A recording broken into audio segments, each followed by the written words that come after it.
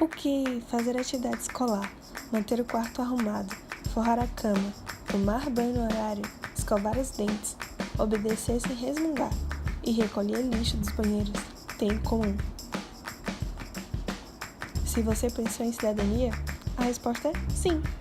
Manter as regras dentro de casa é também um ato cidadão.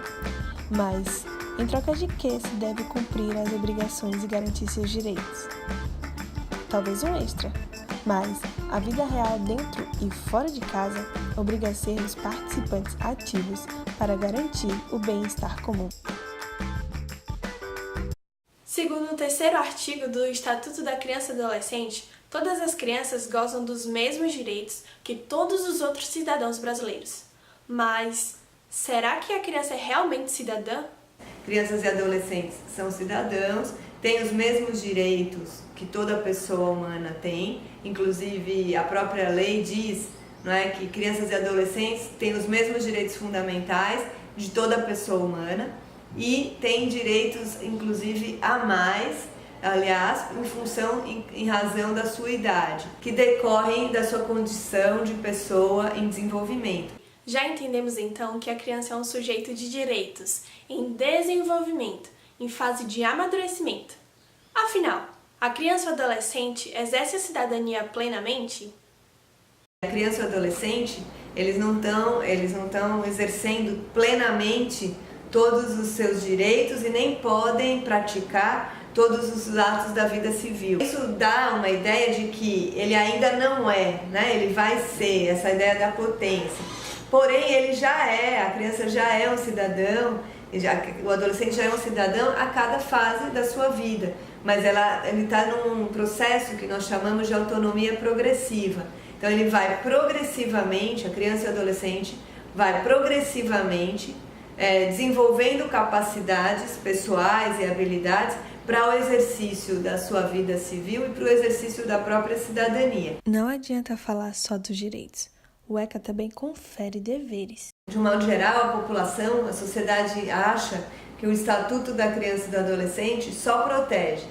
Essa é uma visão deturpada sobre a lei, de que só reconhece direitos, que é uma lei que passa muito, vamos dizer, usando a linguagem popular, a mão na cabeça, né, de crianças e adolescentes, e não exige a devida responsabilidade ou cumprimento de obrigações. Como podemos ver, o ECA é uma via de mão dupla e as crianças precisam entender que possuem responsabilidades. Lei que realmente lhe protege e que ao mesmo tempo lhe confere obrigações.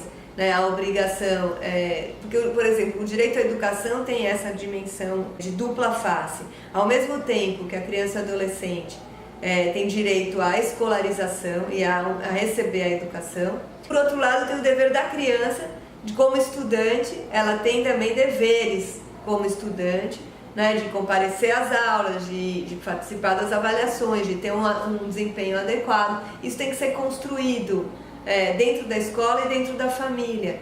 Né? A todo direito corresponde um dever, né? E esse dever tem que ser reconhecido também, para inclusive a gente conseguir formar cidadãos mais responsáveis dos seus próprios atos. Falando em cidadania, ambiente familiar e escolar, a participação das crianças nesses espaços é muito importante.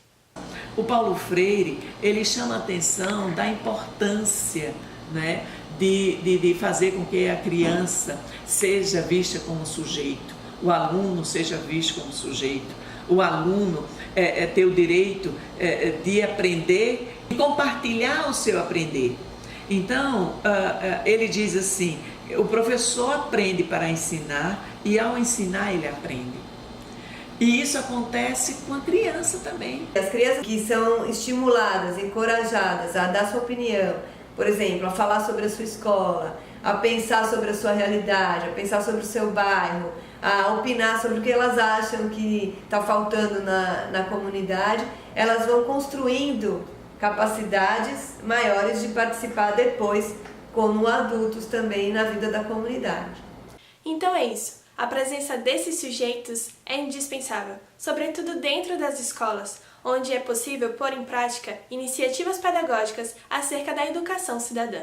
E a professora Eliana conta um pouco sobre isso pra gente.